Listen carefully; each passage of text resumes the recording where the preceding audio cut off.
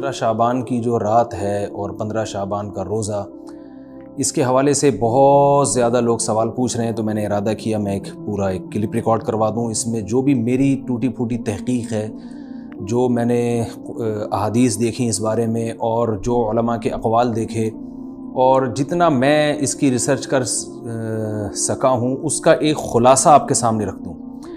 اگر میں وہ تمام احادیث آپ کو پڑھ کے سناؤں، پھر ایک ایک کی سند پڑھوں، پھر ایک ایک کی سند پہ بحث کروں، تو وہ بات بہت ہو جائے گی لمبی اور کلپ بہت طویل ہو جائے گا۔ تو ایک خلاصے کے طور پر پوری جو ایک تحقیق ہے وہ میں آپ کے سامنے رکھنا چاہتا ہوں۔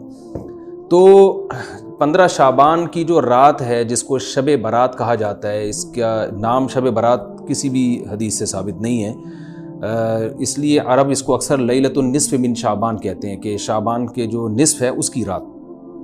خیر، اس کا نام شب برات ہو اگر اس وجہ سے برات کے اس میں اللہ تعالیٰ کہا جاتا ہے کہ جہنم سے بری کر دیتے ہیں، تو اس وجہ سے کسی نے نام دے دیا ہو تو ایک الگ بات ہے۔ لیکن اس رات میں ہوتا کیا کیا ہے، لوگ کیا کیا کر رہے ہیں، اس کی کیا شرعی حیثیت ہے، تو میں نمبر وار انشاءاللہ اس کو تفصیل سے بیان کروں گا۔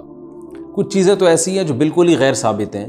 ان میں اس رات میں مٹھائی، حلوہ یا مختلف قسم کے حلوے پکا کے لوگوں میں بانٹنا، اور اس رات میں نہا دھو کے تیار ہونا، یہ اچھے کپڑے پہننا، ان دو چیزوں کو پہلے میں انشاءاللہ بیان کروں گا۔ دیکھیے، اسلام میں راتوں کے تہوار کا کوئی تصور نہیں ہے۔ اسلام میں جتنے بھی تہوار ہیں وہ دن کی روشنی میں ہیں۔ عید الفطر، عید الاضحیٰ، یہ ہمارے دو تہوار ہیں جس میں ہم سیلیبریٹ کرتے ہیں ایک دوسرے کو، یہ دن کی روشنی میں ہمیں بتائے گئے ہیں۔ غیر مسلموں کے تہوار رات کو ہوتے ہیں، جیسے عیسائیوں کے تہوار کرسمس آپ دیکھیں رات کو ہوتا ہے۔ تو اس کی وجہ یہ ہے کہ اسلام نے دن کی روشنی میں تہوار رکھے ہیں۔ بہت ساری حکمتیں اس میں ہو سکتی ہیں، پوری حکمتیں تو ہم نہیں جانتے، لیکن کچھ سرسری غور سے کچھ حکمتیں ہمارے سامنے آتی ہیں کہ رات کا وقت ایسی چیز ہے جو اللہ نے عبادت کے لیے بنایا یا آرام کرنے کے لیے، سونے کے لیے بنایا۔ رات میں اگر آپ سیلیبریٹ کریں گے کسی بھی عمل، یعنی کوئی خوشی منائیں گے، تو اس میں انسان کی گناہوں کی طرف توجہ زیادہ جاتی ہے۔ جیسے آپ دیکھیں کرسمس میں شرابیں پی جاتی ہیں، اور جو بھی غیر مسلموں کے تہوار ہیں اس میں بھی چراغاں ہوتا ہے رات کے وقت۔ تو جبکہ ہمارے ہاں جو عید الفطر ہے وہ دن کی روشنی میں ہم نماز پڑھ کے اس کی ابتدا کرتے ہیں۔ تو آپ کہہ سکتے ہیں کہ شب برات کو کوئی تہوار تو نہیں مانتا۔ تو دیکھیں، تہوار زبان سے ماننا ضروری نہیں ہے، آپ اپنے عمل سے جب کوئی ایسا کام کرتے ہیں جو تہواروں میں کیا جاتا ہے، تو اس کا مطلب یہ ہوا کہ آپ اس کو تہوار مان رہے ہیں، یعنی آپ اس کو ایک خوشی کا دن مان رہے ہیں۔ تو نہانا دھونا یا کھانے پکا کے لوگوں میں تقسیم کرنا یا خود کھانا، اور خاص طور پہ حلوہ یعنی میٹھا، یہ چیزیں تہواروں کے موقع پر ہوتی ہیں۔ جیسے ہم عید الفطر والے دن صبح سوئیاں بناتے ہیں، میٹھا بناتے ہیں، کھاتے ہیں، لوگوں کو کھلاتے ہیں، نہاتے ہیں، اچھے کپڑے پہنتے ہیں۔ جمعے والے دن بھی، جمعے میں بھی عید کا عنصر ہے حدیث میں، اس کو بھی عید قرار دیا، اس دن بھی ہم نہا دھو کے کپڑے پہنتے ہیں۔ تو جو لوگ 15 شعبان کی رات کو نہاتے دھوتے ہیں، اسپیشلی اس رات کو کہ بھئی آج کوئی تہوار ہے یا آج کوئی خوشی کا دن ہے، اور مٹھائیاں کھاتے ہیں یا حلوے پکاتے ہیں، تو وہ زبان سے اس کو تہوار نہ بھی کہیں، اپنے عمل سے یہ بتاتے ہیں کہ یہ تہوار ہے، جبکہ یہ تہوار نہیں ہے۔ اسلام میں کوئی اس کی ایک ضعیف روایت بھی نہیں ہے کہ آپ صلی اللہ علیہ وسلم نے، میرے علم میں نہیں ہے کم از کم، ہو سکتا ہے کوئی موضوع من گھڑت روایت موجود ہو جس میں کوئی کہیں بھی نہیں ہے کہ آپ صلی اللہ علیہ وسلم نے اس رات کو ہمیں نہانے کا حکم دیا ہو، یا اچھے کپڑے پہننے کا حکم دیا ہو، یا کھانے پینے کا یا حلوے کھلانے کا، حلوے مانڈے کا ہمیں حکم دیا ہو۔ تو اللہ کا واسطہ یہ بدعت ہے، اس کو ختم کریں اپنے معاشرے سے۔ اور اسلام میں تہوار کا ٹائم دن میں ہوتا ہے۔ عید الفطر، عید الاضحیٰ ہے جس میں ہم دن میں قربانی کرتے ہیں اور کھاتے ہیں، پیتے ہیں، نہاتے ہیں، دھوتے ہیں۔ راتوں کے یہ کام نہیں ہے، رات کو آپ سوئیں یا عبادت کریں۔ تو ایک چیز تو یہ تھی جو میں بتانا چاہ رہا تھا۔ دوسری چیز، اس رات کو قبرستان جانا۔ دیکھیے، اس بارے میں حدیث پیش کی جاتی ہے، مشہور حدیث ہے، لوگ سنتے رہتے ہیں کہ نبی صلی اللہ علیہ وسلم رات کو اٹھے اور امی عائشہ رضی اللہ تعالیٰ عنہ بھی آپ کے پیچھے چلی گئیں، اور آپ صلی اللہ علیہ وسلم جنت البقیع میں مغفرت کی دعا مانگ کے تشریف لے آئے واپس۔ تو یہ حدیث انتہائی درجے کی ضعیف حدیث ہے، اور ایک تو ضعیف حدیث ہے، دوسری بات یہ کہ اگر ہم تھوڑی دیر کے لیے فرض کر لیں یہ صحیح حدیث ہے، اور ہم کہتے ہیں کہ بھئی نبی صلی اللہ علیہ وسلم نے یہ عمل کیا ہے، تو صحابہ میں سے کسی سے ضعیف حدیث سے بھی ثابت نہیں ہے کہ کوئی اس رات قبرستان گئے ہوں۔ حضرت ابو بکر کے بارے میں کوئی روایت نہیں ملتی کہ اس رات قبرستان گئے ہوں، حضرت عمر کے بارے میں کوئی روایت نہیں ملتی، یا کسی ایک صحابی کے بارے میں نہیں. تو آپ مجھے بتائیں کہ یہ کیسی سنت ہے کہ جو صحابہ کی سمجھ میں نہیں آئی اور ہماری سمجھ میں آ گئی ہے. تو مشرکین مکہ یہ کہا کرتے تھے لو کان خیرن ما سبقونا الیہ، قرآن مجید کی آیت ہے کہ اگر یہ اسلام میں کوئی خیر ہوتی تو یہ صحابہ ہم سے پہل نہ کرتے. یہ صحابہ نے ہم سے پہل کیا ہے، اس کا مطلب ہے یہ اسلام خیر کا کام نہیں ہے. تو مشرکین کو صحابہ سے چونکہ نفرت تھی، اس لیے کہتے تھے کہ یہ چونکہ اسلام کو فالو کر رہے ہیں تو یہ اس کی علامت ہے کہ اسلام خیر نہیں ہے، کیونکہ خیر میں تو ہم صحابہ سے آگے ہوتے ہیں. اپنے بارے میں ان کا یہ اس خوش فہمی میں مبتلا تھے وہ. لیکن ہماری رائے کیا ہے؟ ہم یہ کہتے ہیں کہ لو کان خیرن لسبقونا الیہ. وہ کہتے تھے لا سبقونا، ہم کہتے ہیں لسبقونا، کہ اگر کوئی بھی خیر کا کام ہے تو صحابہ ہم سے ضرور اس میں پہل کریں گے. یہ ہو نہیں سکتا کہ خیر کا کام وہ ہم کریں اور صحابہ نے نہ کیا ہو. تو اسی طرح میں یہ عرض کرتا ہوں کہ دیکھیں اگر قبرستان جانا اس رات میں سنت عمل ہوتا تو صحابہ یقیناً جایا کرتے. کوئی ایک صحابی تو گیا ہو. یہ کیسی بات ہے جو صحابہ کی سمجھ میں نہیں آئی اور ہماری سمجھ میں آ رہی اور ہم قبرستان جا رہے ہیں اس رات کو. چلیں اگلا اسٹیپ تھوڑی دیر کے لیے فرض کر لیتے ہیں کہ نبی صلی اللہ علیہ وسلم جو ایک رات قبرستان گئے، فرض کر لیں وہ حدیث بھی صحیح ہے.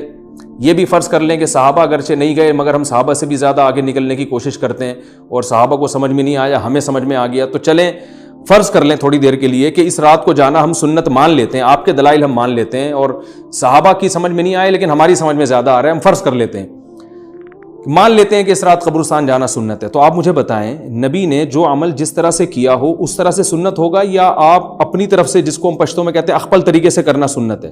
نبی نے فجر کی 2 رکعتیں پڑھی ہیں اور ہر رکعت میں 2 سجدے کیے ہیں. آپ اگر فجر کی 3 رکعتیں پڑھیں گے تو کیا نماز ہو جائے گی آپ کی؟ اب آپ دلیل میں یہ کہیں کہ نبی نے فجر کی نماز پڑھی ہے تو مجھ پر بھی لازم ہے. تو بھائی نبی نے پڑھی ہے تو جیسے نبی کے پڑھنے سے آپ پر پڑھنا لازم ہو گیا تو جس طرح سے پڑھی ہے اسی طرح پڑھنا لازم ہوگا، اخپل طریقے سے پڑھنا لازم نہیں ہوگا. تو اسی طرح یاد رکھیں، فرض کر لیں کہ نبی قبرستان گئے ہیں اور یہ قبرستان جانا سنت ہے تو نبی کس طرح گئے ہیں اور کتنی دفعہ گئے ہیں؟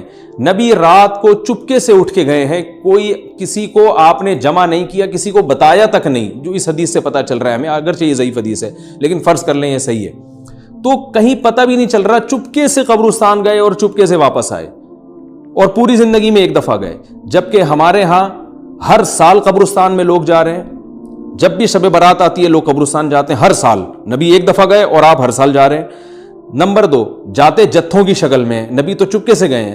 تو آپ رات کو 2-2:30 بجے ذرا چپکے سے اٹھیں اور تنہائی میں جب قبرستان میں وحشت ہو اور اندھیرا ہو اور وہاں قبرستان جائیں، اتنا دم ہے آپ میں، تو ہم کہیں گے بھئی آپ نے نبی کی سنت کو زندہ کیا ہے. لیکن آپ تو جتھوں کی شکل میں جا رہے ہیں، نہا دھو کے جا رہے ہیں، خوشبو لگا کے جا رہے ہیں، تیار ہو کے جا رہے ہیں، اور جو کچھ وہاں خرافات ہو رہی ہیں قبرستان میں وہ تو ساری دنیا کو معلوم ہے. میلے ٹھیلے لگے ہوئے ہیں وہاں پہ، گولے گنڈے بک رہے ہیں، برگر بک رہے ہیں، گول گپے بک رہے ہیں وہاں پہ، اور پھول الگ بک رہے ہیں، ہار پھول قبروں پہ چڑھانے کے لیے. کیا بدماشی ہے یہ! کیا منہ دکھائیں گے رسول اللہ صلی اللہ علیہ وسلم کو قیامت کے دن؟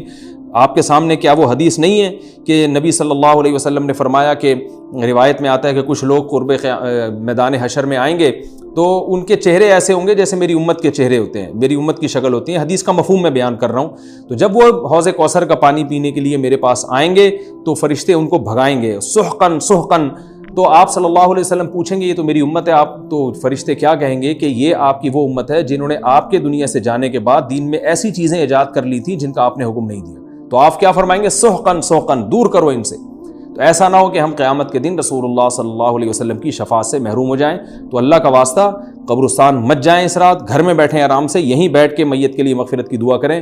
اور اگر آپ سمجھتے ہیں نہیں یہ حدیث بالکل صحیح ہے اور جانا لازمی ہے تو پھر تنہائی میں جائیں، ایسے قبرستان کا انتخاب کریں جہاں آپ کے علاوہ کوئی بھی نہ ہو، اور پھر چپکے سے جائیں اور پتلی گلی سے واپس آ جائیں آپ. اگرچہ ہم تو اس کو بھی نہیں مانتے لیکن اگر کرنا ہے تو پھر اس طریقے سے عمل کریں اگر آپ حدیث کو فالو کرنا چاہتے ہیں آپ اپنے خیال کے مطابق. تو یہ 2 باتیں ہو گئیں. ایک تیسری چیز کیا ہے؟ کیا قرآن اس رات میں نازل ہوا ہے اور تقدیر کے فیصلے اس رات میں ہوتے ہیں؟ دیکھیے قرآن میں 2 جگہ اللہ نے اس مضمون کو بہت وضاحت سے بیان کیا. ایک سورہ دخان میں انا انزلناہ فی لیلۃ مبارکہ کہ ہم نے اس کو مبارک رات میں نازل کیا، اور اللہ نے فرمایا فیہا یفرق کل امر حکیم، اس میں حکمت والے فیصلے ہوتے ہیں اس رات میں. دوسری جگہ 30ویں پارے میں سورہ قدر میں اللہ نے فرمایا انا انزلناہ فی لیلۃ القدر، ہم نے اس قرآن کو لیلۃ القدر میں نازل کیا، اور اس میں بھی اللہ نے فرمایا تنزل الملائکۃ فیہا کہ فرشتے اس رات میں اترتے ہیں بإذن ربہم من کل امر، تمام قسم کے معاملات لے کے۔ تو یہاں بھی اللہ بتا رہے ہیں کہ جو 1 سال کے فیصلے جس رات میں ہوتے ہیں اور فرشتوں کے حوالے کیے جاتے ہیں وہ رات اور قرآن کے نازل ہونے والی رات ایک ہی ہے، یہ الگ الگ راتیں نہیں ہیں۔ اور سورہ قدر میں اللہ نے فرما دیا واضح لفظوں میں کہ وہ لیلۃ القدر کی رات ہے۔ تو اتنی وضاحت کے بعد پھر یہ کہنا کہ اس رات میں قرآن نازل ہوا تھا، جبکہ اس کے بارے میں کوئی صحیح حدیث موجود بھی نہیں ہے، ضعیف یا موضوع روایتیں ہیں، تو یہ بالکل قرآن پر میں سمجھتا ہوں کہ یہ ٹھیک نہیں ہے، بالکل دلیل کے لحاظ سے یہ کمزور بات ہے۔ اگرچہ بعض علماء اس طرف گئے ہیں اور انہوں نے تعویل کی ہے، انہوں نے یہ تعویل کی ہے کہ قرآن جو ہے آسمان دنیا پہ آیا لیلۃ القدر میں، اور وہاں سے جو نیچے نزول شروع ہوا ہے وہ شب برات میں ہوا ہے، لیکن یہ تعویل عقل سے بعید ہے اور اس تعویل کی ہمیں ضرورت بھی نہیں ہے۔ 2 صحیح حدیثیں ٹکرا رہی ہوں یا قرآن کی آیت کسی ایسی متواتر حدیث سے ٹکرا رہی ہو، تو پھر تو وہاں ہمیں تطبیق دینے کی ضرورت پیش آتی ہے، جب قرآن کے مقابلے میں کوئی حدیث ہی نہیں ہے، صحیح حدیث بھی نہیں ہے۔ حالانکہ قرآن کے مقابلے میں تو فقہا کہتے ہیں کہ اگر صحیح حدیث بھی ہو، متواتر نہ ہو، صحیح حدیث بھی ہو، تو وہ بھی ظنی ہوتی ہے، تو اس حدیث کو رد کیا جائے گا، قرآن میں تعویل نہیں کی جائے گی۔ لیکن یہاں تو صحیح حدیث بھی نہیں ہے، یہاں تو ایک ضعیف روایت ہے اور ضعیف اقوال ہیں، آپ اس کو کیسے قرآن کے مقابلے میں لا سکتے ہیں؟ تو جو بالکل بے غبار بات ہے وہ یہی ہے کہ اللہ تعالیٰ نے قرآن مجید کو لیلۃ القدر میں نازل کیا، جو رمضان کے آخری عشرے میں ہوتی ہے، اور اسی لیلۃ القدر میں فیصلے بھی ہوتے ہیں۔ اور بعض لوگ کہتے ہیں اس میں حرج کیا ہے کہ ہم 15 شعبان کو بھی فرض کر لیں، اس میں قرآن نازل ہوا اور لیلۃ القدر میں بھی، بھائی اس سے لیلۃ القدر کی ویلیو کم ہوتی ہے۔ اللہ تو لیلۃ القدر کی ویلیو بڑھا رہے ہیں کہ یہ ایسی رات ہے جس میں 1 سال کے فیصلے بھی کر دیے جاتے ہیں، اور اس میں قرآن مجید کا نزول بھی شروع ہوا۔ تو جس رات کو اللہ نے جو پروٹوکول دیا ہے وہی پروٹوکول اس کو دینا چاہیے، آپ اس کو کسی اور رات کو نہ دیں وہ پروٹوکول۔ تو یہ تیسرا مسئلہ ہوا۔ پہلا مسئلہ حلوے مانڈے کا اور نہانے دھونے کا، وہ بھی غلط ہے۔ دوسرا مسئلہ قبرستان جانے کا، وہ بھی ٹھیک نہیں ہے۔ تیسرا مسئلہ کہ اس رات میں قرآن نازل ہوا اور فیصلے ہوتے ہیں، یہ تیسری بات بھی غلط ہے۔ نہ تو اس رات میں قرآن نازل ہوا اور نہ اس رات میں فیصلے ہوتے ہیں۔ چوتھی چیز کہ کیا اس رات میں عبادت کی کوئی فضیلت ہے سرے سے یا نہیں ہے، یہ ایک علمی مسئلہ ہے۔ تو اس بارے میں خوب اچھی طرح سمجھ لیں کہ اس بارے میں جتنی بھی احادیث ہیں جو اس رات کی فضیلت کے بارے میں ہیں کہ بنو کلب کی بکریوں کے برابر مغفرت ہوتی ہے اور بکریوں کے بالوں کے برابر، اور یا جو بھی اس بارے میں روایات ہیں کہ سب کی بخشش ہو جاتی ہے سوائے اس شخص کے جو کسی کے دل میں کینہ رکھتا ہے، تو یہ جتنی اس رات کی فضیلت میں احادیث ہیں، تو ایک بات تو خوب اچھی طرح سمجھ لیں، اس پر تمام محدثین کا، جہاں تک میں نے دیکھا ہے، تمام محدثین کا اتفاق ہے کہ اس کی فضیلت میں صحیح حدیث ایک بھی نہیں ہے۔ اس رات کی فضیلت میں ایک بھی صحیح حدیث موجود نہیں ہے، لیکن ضعیف روایتیں اتنی کثرت سے ہیں کہ ایک الگ محدثین کا اصول ہے کہ جب ضعیف روایتیں کی سندیں زیادہ ہو جائیں تو وہ حسن بن جاتی ہے، یعنی قابل قبول ہو جاتی ہے وہ، کیونکہ بہت ساری کمزور چیزیں مل کے اس میں کچھ قوت پیدا کر دیتی ہیں۔ تو اب جن علماء نے احادیث کے ضعف کی طرف دیکھا کہ ایک بھی صحیح روایت نہیں ہے، انہوں نے اس رات کا بالکلیہ انکار کر دیا کہ اس رات کی سرے سے کوئی فضیلت نہیں ہے۔ لیکن جن علماء نے اصول حدیث کی طرف دیکھا اور فقہ کے ایک اصول کی طرف دیکھا کہ کثرت روایات درجہ حسن تک پہنچ جاتی ہیں، ضعیف روایات، تو انہوں نے کہا کہ بالکل اس رات کی فضیلت کا انکار ہی سرے سے کر دینا یہ غلط ہے۔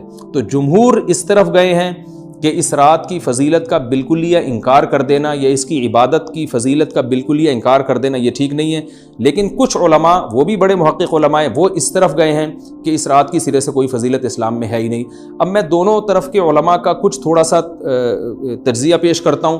تو جو علماء یہ کہتے ہیں کہ اس رات کی فضیلت ہے اور فضیلت میں کثرت سے روایات ہیں اور اس میں بڑے بڑے علماء داخل ہیں، امام شافعی رحمہ اللہ تعالیٰ جیسے مجتہد بھی ہیں جو اس رات کی فضیلت کے قائل ہیں۔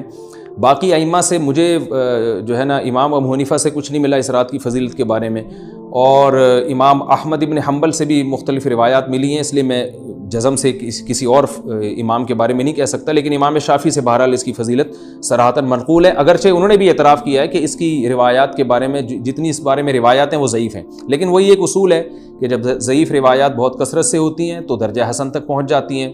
تو اس اصول کے تحت جمہور اس کے قائل ہیں کہ اس رات میں عبادت اگر ہم کرتے ہیں تو دوسری راتوں کی نسبت ہمیں ثواب زیادہ ملتا ہے۔ لیکن جو بعض دوسرے علماء جو بالکل ہی اس رات کی فضیلت کے منکر ہیں، ان کے دلائل میں یہ ہے کہ یہ بات اگرچہ درست ہے کہ اگر ضعیف روایات کثرت سے ہوں تو وہ درجہ حسن تک پہنچ جاتی ہیں، لیکن وہ کہتے ہیں کہ کچھ قرائن ایسے ہیں جن قرائن سے پتہ چلتا ہے کہ جو ہے ان قرائن کو اگر سامنے رکھا جائے تو وہ ان کی رائے یہ ہے کہ پھر ان کا خیال یہ ہے کہ ان کا رجحان اس طرف ہے کہ اس رات کی سرے سے کوئی فضیلت نہیں ہے۔ ان قرائن میں ایک چیز یہ بھی ہے کہ اس کے بارے میں جو روایات ہیں ان میں بہت زیادہ ثواب کی بشارت سنائی گئی ہے۔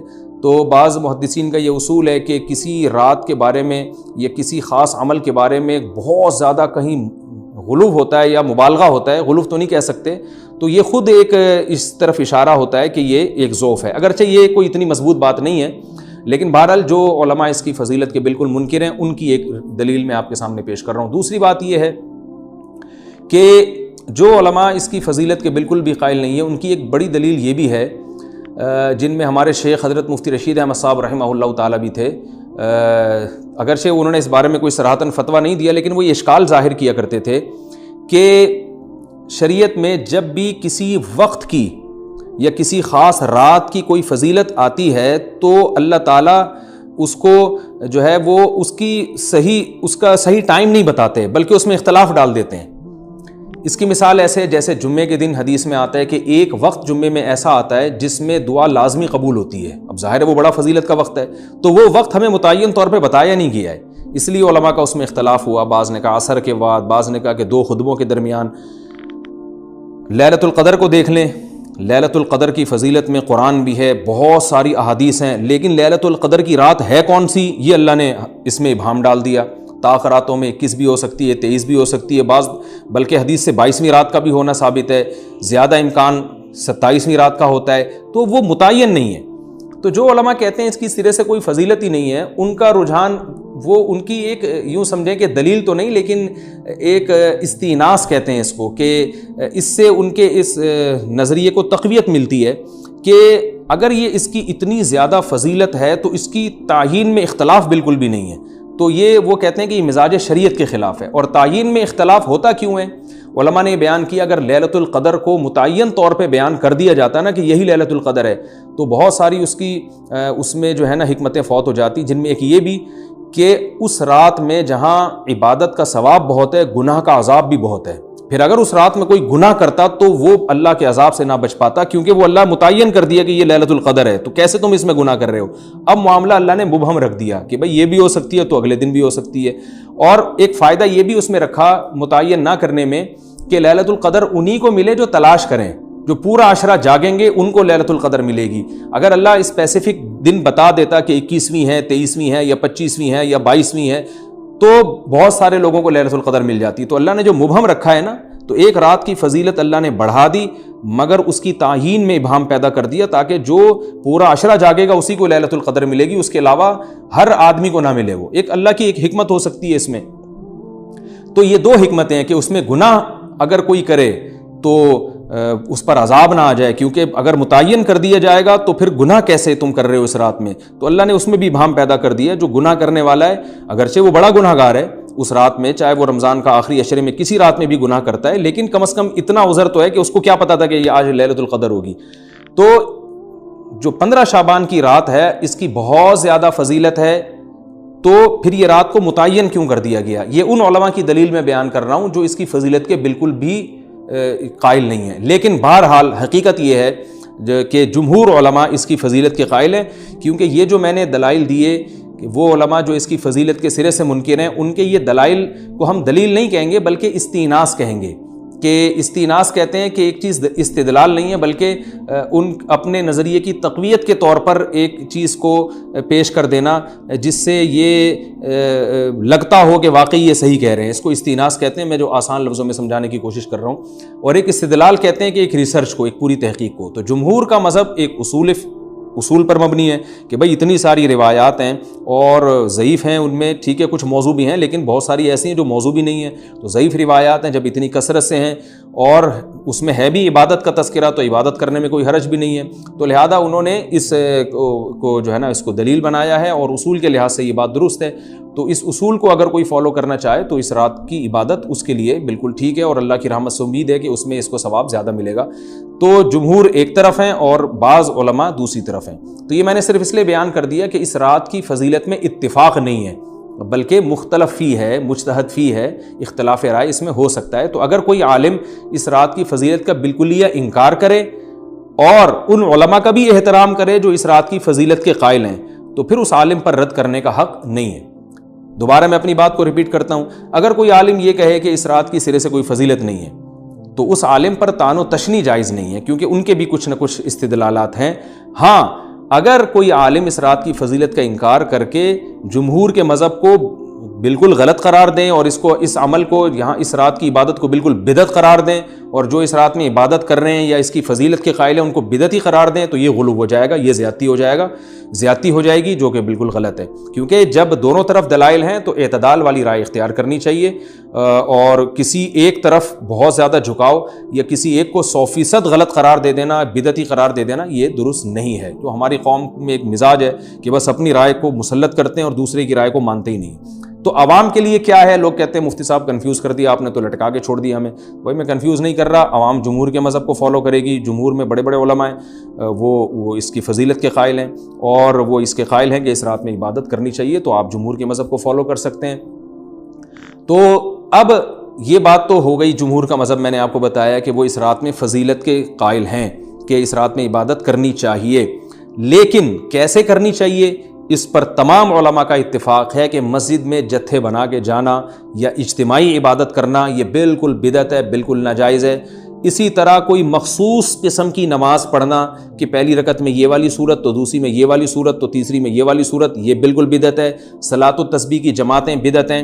تو ایک ہی راستہ ہے آپ کے پاس، آپ عبادت کرنا چاہتے ہیں تو انفرادی طور پر ایسے عبادت کریں جیسے عام دنوں میں آپ عبادت کرتے ہیں، یہ ویسے ہی نماز پڑھیں جیسے عام دنوں میں نماز پڑھتے ہیں۔ کوئی مخصوص صورتیں، مخصوص رکعتیں نہیں ہیں، جتنی اللہ توفیق دے تنہائی میں آپ 2 رکعتیں، تہجد کی 4 رکعتیں، 6 رکعتیں، 8 رکعتیں، 16 رکعتیں، جتنی اللہ توفیق دے آپ رات کو کھڑے ہو کر انفرادی نماز پڑھیں، دعائیں مانگیں اللہ تعالیٰ سے، قرآن کی تلاوت کریں، تسبیحات کریں، جتھے نہ بنائیں مسجد میں، چراغاں نہ کریں، بتیاں نہ لگائیں، قبرستانوں پہ رش نہ کریں، یہ سب ناجائز اور سب حرام ہے، گناہ ہے، اس کا اسلام میں کوئی تصور نہیں۔ کرنا ہے تو صرف ایک کام آپ کر سکتے ہیں کہ صرف عبادت کریں، اور اللہ کی رحمت سے امید کی جا سکتی ہے کہ اللہ تعالیٰ اس رات میں آپ کو عبادت کا دوسری راتوں کی نسبت ثواب عطا فرمائے گا۔ کیونکہ آپ اگر جمہور علماء کو فالو کر رہے ہیں تو ہمیں یعنی جن کے پاس علم نہیں ہے تو ان کو علماء ہی کو فالو کرنے کا اللہ نے حکم دیا ہے، تو آپ جمہور علماء کی رائے پر عمل کرتے ہوئے اگر عبادت کرنا چاہیں تو اللہ کی رحمت سے امید ہے کہ انشاءاللہ آپ کو ثواب ملے گا۔ لیکن عبادت کا کوئی مخصوص طریقہ ہرگز نہیں ہے۔ پمفلیٹ بٹ رہے ہوتے ہیں